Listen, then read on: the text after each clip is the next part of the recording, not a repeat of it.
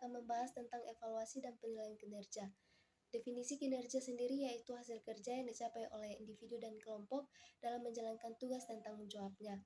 Kemudian metode penilaian kinerja yaitu penentuan kinerja, penilaian kinerja, umpan balik 360 derajat, dan balance scorecard.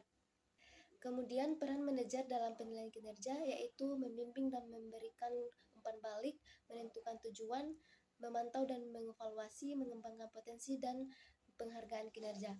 Kesimpulannya yaitu penilaian kinerja merupakan proses yang penting untuk membangun organisasi yang kuat dan berprestasi melalui proses yang transparan, objektif, dan berorientasi pada pengembangan.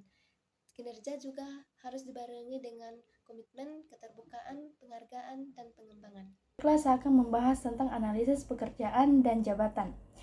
Pertama, memahami peran dan tugas. Analisis pekerjaan dan jabatan memberikan pemahaman yang mendalam tentang peran dan tugas setiap posisi dalam organisasi.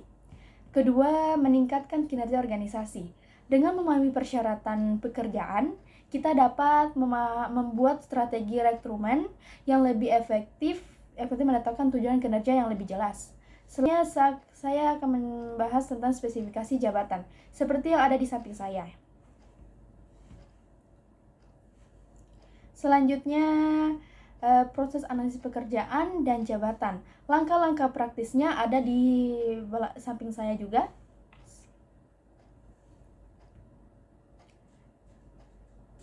Selanjutnya, saya akan membacakan kesimpulan analisis pekerjaan dan jabatan, manfaat dan penerapannya. Pertama, fokus, efisiensi, keadilan, dan perencanaan. Di sini saya akan menjelaskan materi terkait pelatihan dan pengembangan karir pegawai. Pengembangan karir pegawai sendiri adalah proses yang penting untuk meningkatkan kinerja dan produktivitas individu, serta mencapai tujuan bisnis organisasi secara keseluruhan. Tujuan pelatihan dan pengembangan karir ada 3, yang itu untuk meningkatkan kinerja, meningkatkan motivasi, dan menurunkan tingkat perputaran. Berikutnya ada metode-metode pelatihan yang dibagi menjadi 3. Yang pertama ada pelatihan di tempat kerja. Pelatihan di tempat kerja sendiri adalah pelatihan yang dilakukan secara langsung di tempat kerja seperti monitoring. Yang kedua ada pelatihan formal, yaitu pelatihan dengan mengikuti kursus atau workshop yang diselenggarakan oleh lembaga pelatihan. Dan yang ketiga ada pelatihan daring, yaitu pelatihan yang dilakukan dengan online melalui platform digital. Berikutnya ada manfaat pengembangan karir yang dibagi menjadi 3 juga, yaitu pertama adalah meningkatkan kinerja pegawai, yang kedua memotivasi dan memiliki moral yang tinggi, yang ketiga menciptakan loyalitas karyawan yang tinggi. Adapun tantangan yang dihadapi dalam pengembangan karir yaitu yang pertama, kurangnya waktu yang cukup untuk mengikuti pelatihan. Kedua, kurangnya dukungan dari manajemen. Dan yang terakhir, kurangnya motivasi dari karyawan itu sendiri. Dalam hal ini, manajer berperan penting untuk mengatasi tantangan yang telah disebutkan sebelumnya dengan cara memberikan dukungan dan motivasi kepada karyawan, memberikan umpan balik yang baik kepada karyawan, dan menyesuaikan penyusunan program pelatihan sesuai kebutuhan karyawan. Sekian penjelasan singkat mengenai pelatihan dan pengembangan karir dari saya. Semoga bermanfaat. Baiklah, berikut pemaparan materi tentang kompensasi aparatur sipil negara di Indonesia.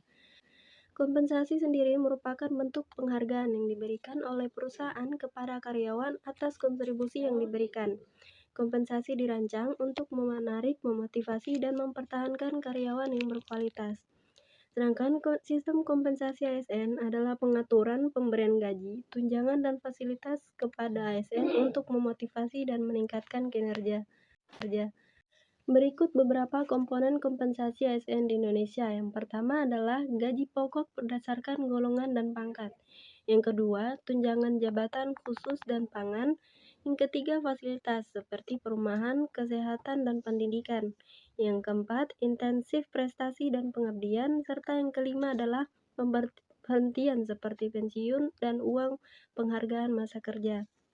Sistem kompensasi ASN di Indonesia didasarkan pada beberapa prinsip. Yang pertama adalah keadilan dan kesetaraan, yang kedua kinerja dan prestasi, ketiga kebutuhan hidup, keempat pengembangan karir, dan kelima transparansi dan akuntabilitas.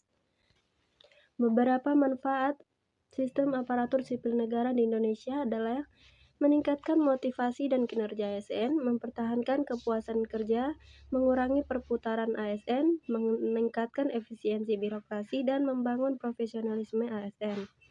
Kesimpulan dari materi ini adalah sistem kompensasi ASN yang adil, transparan, dan berbasis kinerja sangat penting untuk meningkatkan kualitas pelayanan publik dan membangun birokrasi yang profesional. Dengan demikian, ASN dapat memberikan kontribusi maksimal bagi negara dan masyarakat.